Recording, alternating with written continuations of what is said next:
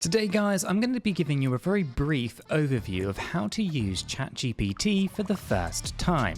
So if you're a complete newbie, this is the video for you. Why don't you smash the like button, subscribe for more hints and tips, and let's get started. Okay guys, so I'm going to assume that you have gone to OpenAI and you've created an account and you have logged in, and you're going to be presented with something like this. Now, I'm not going to show you the complete process of going to a URL, signing up. I'm just going to assume that you have at least a free account. Now, if you've got a paid account, so I have a Plus account here, as you can kind of see, then you're going to have a little bit more kind of, I guess, power behind your queries. You're going to have access to a few different things, but for the most part, it's going to be very similar. It's going to look something like this, which is ChatGPT.com. Okay, now I'm going to give you a brief tour of some of the things that we can see on this screen. It's quite straightforward, but it allows us to kind of get things sorted pretty quickly, right? So on the left-hand side, we have this collapsible pane, right? We can open it up and close it. This is basically where you're going to have things like new chat functions. You're going to have the ability to search chats, and then you have a library as well. There's a codex, Sora, ChatGPTs, which are different things like image generators, text to video makers, things like this. Then you have projects, which I have prompts in here as well, and then I have all chats coming down here as well. Okay, so that's kind of your left-hand side. Over on the far right-hand side, you will have your account icon in the top right-hand corner. That'll allow you to do various different things like settings on your accounts, payments and billing and all that kind of stuff. And then you've got here temporary turn on temporary chat if you wanted to. Then there's a little drop down menu up here. There's a few different models to choose from. Okay, I like the O3, which uses advanced reasoning. O4 mini is the fastest at advanced reasoning, and O4 mini high gives great for coding and visual reasoning. Okay, there's also a whole host of older ones as well, such as 4.5, 4.1, 4.1 mini, and all of these kind of things. Okay, and then you've got this main chat area just here. Okay, you'll notice there's several different things, right? You've got the plus, the ability to upload photos and files to the chat. There's tools, which we'll talk about that in a moment. We've also got the dictate, so you could talk to ChatGPT, which you can do a lot easier on a mobile device than you can on a web device like this, but it's still the same kind of concept. And then there's the use voice mode as well. Okay, so to kind of start with the basics is you can chat to ChatGPT, funny enough, right? You can ask ChatGPT questions and you're going to get certain answers back. Now, the problem that you have here is that if you do not structure your query correctly, you're not necessarily going to be getting the most out of ChatGPT. Now, I put a whole video together on how you might want to create the best prompt to get the best results. Now, you can check that out on the channel. I'm going to use that prompt in this video today. So I'm going to go ahead and copy the prompt that I have here, and then we're going to do some alterations so that you guys can get a good idea as to kind of how this works. Now, in here, we could ask it any question we want. So let's just start with something really basic, like what is the weather like in Dubai today? Okay, so what is the weather like today in Dubai and for next week? Okay, and we can ask ChatGPT this question, right? And it's going to think about it, it's going to find the answer, and then it's going to come back, right? It's basically going to work through the logic. It's going to be looking at the weather forecast, and then it's going to give me a 7-day forecast of what is going on.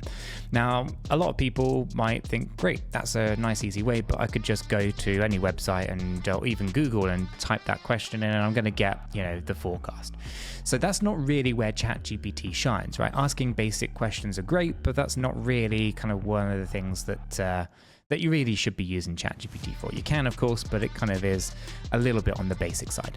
So instead, what we're going to do is we're going to go ahead and delete this chat because we don't want any of that in there, and we're going to create a brand new chat. Again, we're going to make sure this is on the O3 model, and we're going to paste in my prompt from earlier. Okay, now the prompt is quite simple. I'm giving ChatGPT a role, which is to basically create a written article for me. And it's basically me telling the ChatGPT that it is a world-class SEO content writer. Okay, I'm going to give it a goal, which is that I want it to basically take this article right here, and I'm going to go ahead and copy the URL of it. Okay, and I'm going to want ChatGPT to basically create its own version or its own article based on that. Okay, the target audience will be, let's just say, US adults. Okay, aged, let's say, 25 to 30 years. Okay, and I'm going to say I want at least 2,000 words. Okay, so that's the kind of goal. It's basically to create a article outlined on this news article that I found, and I want to target US adults aged 25 to 30. I could list a whole host of other things, keep it basic for this video though, and I want at least 2,000 words in this article. Right, and then I'll go through all of the different things such as the requirements, how it should be structuring the article, the enhanced guidelines, and of course as we go through structural elements and then language elements as well. Okay, with that we can go ahead and send that into ChatGPT, and ChatGPT is going to do a fair amount of thinking at this point. So you can see here that it's going to rationalize or try to understand what I've asked it to do. It's searching the web and it's looking at these articles and it's trying to figure out, okay, what's the article about? And then it's going to start to look at the other instructions that are in here, such as the structural elements, how I want the article to sound and all of that. And you can see that it kind of works its way through this logic here. Okay, and it's going to take some time. It's not going to be as instant as our kind of forecast, but you can see it thought about things for 21 seconds, and now it is structuring out a written article with sources, okay, and it's putting it into the tone that I wanted. And it's going to be at least 2,000 words strong as well. Okay, and this is how you would do various different things with ChatGPT. So this is just a really basic and clean example of how you might want to maybe run a website that has articles, or maybe you're doing something for a written report for work or for school or for college, whatever it may be, right? Or maybe you do run a business where content creation is your kind of kick, right? And you're going to be looking at how you could maybe utilize artificial intelligence to create those viral threads on Twitter, for example, right? And as you can kind of see, it's done a very good job, much faster than what I would do, within 31 seconds. And basically all of your time and your effort goes into making sure that you are creating a prompt that is really specific to what it is that you're trying to deliver.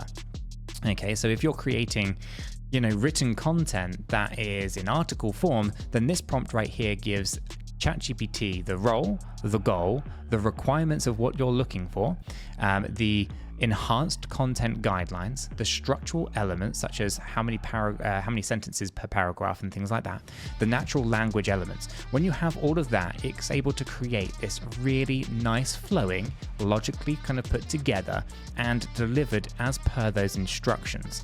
And it does it, I would say 99% of the time, exactly how you want. You might want to tweak it, of course, because there are a few other things, such as these dashes here, which are dead giveaways that this is a ChatGPT output. So you might want to again tweak it, but 90% of the work is done for you, and it took 31 seconds to do. Okay, and of course you can always have all of these over here, and you can create projects for these as well.